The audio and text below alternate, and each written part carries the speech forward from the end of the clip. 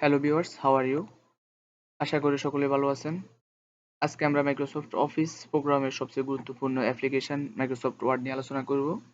তো আমরা ইতিপূর্বে মাইক্রোসফট ওয়ার্ডের দুটো ক্লাস শেষ করে দিলাম।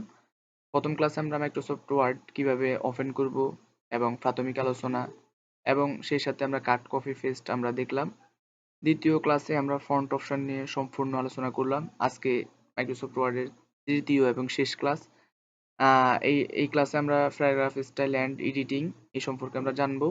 অর্থাৎ মাইক্রোসফট ওয়ার্ডের ৩টি ক্লাসেই আমাদের হোম বাটনটা আমরা শেষ করলাম। তারপরে ইনসার্ট, পেজ লেআউট, রেফারেন্স এগুলো সম্পর্কে আমরা জানবো।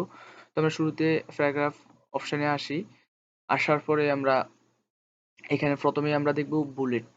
বুলেটগুলো এখানে ক্লিক করার পর আমাদের বুলেটগুলো অ্যাড হয়ে যাবে বা আমরা এখান থেকে আমরা যে কোনো বুলেট আমরা যোগ করতে পারি।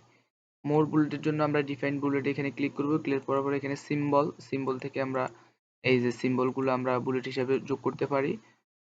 আবার আমরা এখান থেকে আমরা এখান থেকে ফিক্সার আকারে আমাদের বুলেটগুলো আমরা এখানে যোগ করতে পারি। ধরুন আমরা এই ফিক্সারটাকে আমরা বুলেট হিসাবে ইউজ করতে চাই। এটা আমাদের ব্রাউজ করিয়েও দেওয়া যায়।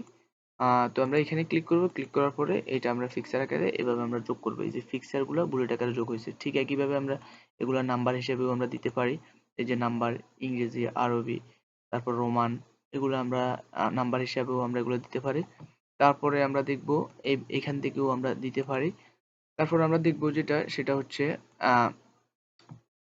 অ্যালাইনমেন্ট। অর্থাৎ এটা কি আমাদের লেফট অ্যালাইনমেন্ট থাকবে না সেন্টার অ্যালাইনমেন্ট থাকবে নাকি আমাদের রাইট অ্যালাইনমেন্ট থাকবে। তারপরে আমরা দেখব জাস্টিফাই, অর্থাৎ আমাদের এখান থেকে আমরা জাস্টিফাই দিতে পারবো।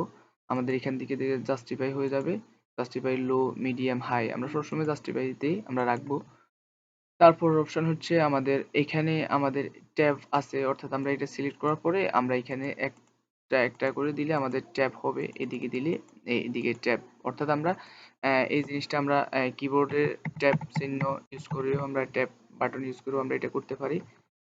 তো তারপর অপশনটা আমরা দেখব যেটা সেটা হচ্ছে আমাদের শেডিং, অর্থাৎ আমরা এখানে ক্লিক করে আমরা এইভাবে শেডিং দিতে পারি। নো কালার দিতে চাইলে নো কালার, মোর কালার চাইলে এখান থেকে আমরা মোর কালার আমরা দিতে পারি। তারপর অপশনটা আমরা দেখব বর্ডার, অর্থাৎ আমরা এটা সিলেক্ট করার পরে এখানে যেয়ে আমরা বটম বর্ডার দিতে পারি, তারপর হচ্ছে লেফট বর্ডার দিতে পারি, তারপর হচ্ছে এভাবে আমরা অল বর্ডারও দিতে পারি, এভাবে আমরা বর্ডারগুলো দিতে পারি। তারপর অপশনটা হচ্ছে আমাদের স্টাইল, অর্থাৎ এখানে আমরা ক্লিক করে আমরা আমাদের ফন্টগুলোর স্টাইল আমরা দেখতে পারি। যেভাবে আমরা এগুলো এখানে দেখেছিলাম, আমরা এখানে যেভাবে স্টাইলগুলো দেখেছিলাম ঠিক একইভাবে এখানেও স্টাইলগুলো দেওয়া আছে। তারপর অপশনটা হচ্ছে চেঞ্জ স্টাইল, ঠিক এইটাও এইখানে একইভাবে এইটা এখানেও আছে সংক্ষেপে। তারপর হচ্ছে ফাইন্ড, সবচেয়ে গুরুত্বপূর্ণ এখানের ভিতর এডিটিং এর ভিতরে ফাইন্ড, অর্থাৎ আমরা কোনো অক্ষর আমরা খুঁজতে চাই। ধরুন আমরা আমরা খুঁজবো, আয়েশ ইজটা খোঁজার পরে যে ফাইন্ড নেক্সট আমরা ক্লিক করব।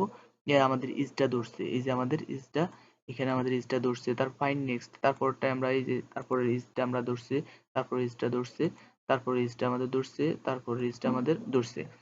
ঠিক এখানে আমাদের রিফ্লেক্স, এই যে রিফ্লেক্স এখানে আছে, ঠিক এখানেও আমাদের রিফ্লেক্স আছে। ঠিক এখানে ক্লিক করলে আমাদের এই অপশনটা আসবে, এখানে ক্লিক করার পরে আমাদের রিফ্লেক্সটা আসবে।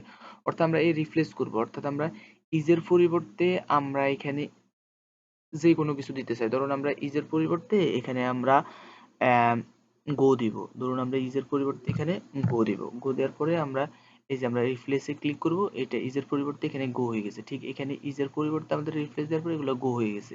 ঠিক আরেকটা ইজ আমাদের ধরছে, এটাকে আমরা গো এখানে রিফ্লেক্স টিপ দিলে ক্লিক করার পরে রিফ্লেক্স হয়ে যাবে বা রিফ্লেক্স অল, সবগুলা ইজ এখানে যত ইজ আছে সবগুলা ইজ কি হয়ে যাবে, এই যে গো হয়ে যাবে। এখানে এখানে সবগুলো গো হয়ে গেছে।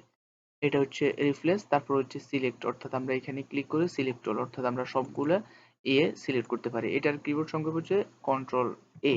কন্ট্রোল এ ক্লিক করার পরে আমাদের সবগুলো অপশন ক্লিক হয়ে যাবে, অর্থাৎ সেভ আমাদের হয়ে যাবে। আজকের ক্লাস এই পর্যন্তই। আগামী ক্লাসগুলো দেখার রইলো। আর যারা প্রথম 2 ক্লাস দেখেন নাই অবশ্যই আমার চ্যানেল থেকে প্রথম 2টা ক্লাস দেখে আসবেন এবং আমার চ্যানেলের সাথেই থাকবেন। আল্লাহ হাফেজ।